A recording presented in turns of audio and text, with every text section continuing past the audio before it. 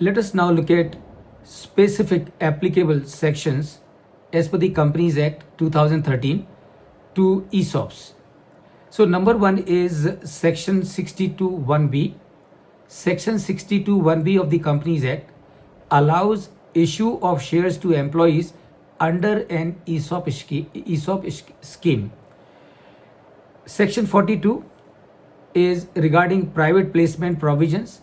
Remember, ESOPs are nothing but private placement, and since ESOPs are private placement, therefore the provisions of sections 42 will need to be complied.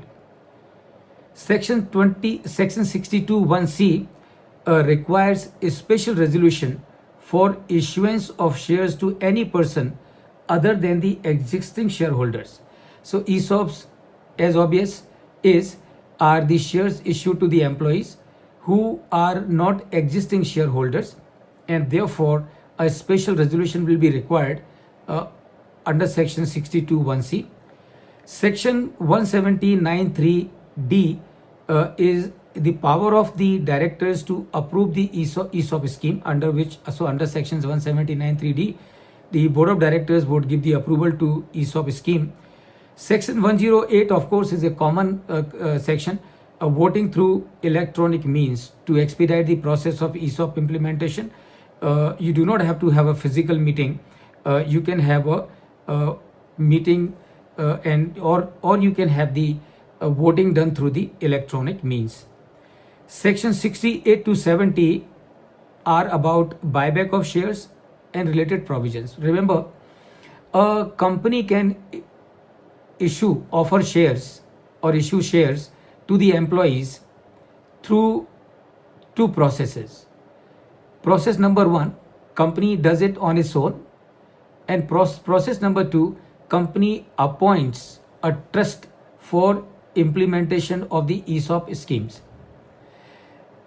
Besides, it is also possible that for giving shares to the employees, either company can issue fresh shares or company can purchase these shares from the secondary market and use these shares purchased from the secondary market through the trust for giving to the employees as part of the ESOP schemes. And therefore, section 68 to 70 that pertains to buyback of shares will be relevant, because in case if the company is purchasing its own shares for the purpose of implementation of ESOP schemes, the provisions of section 68 to 70 will need to be complied with.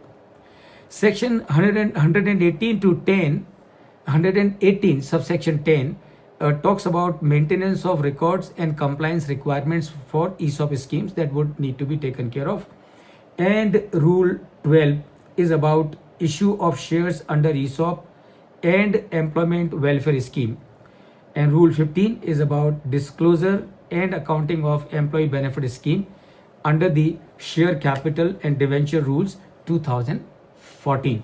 So friends, these are the specific provisions under the Companies Act that need to be complied with regard to the issuance of ESOPs by a company.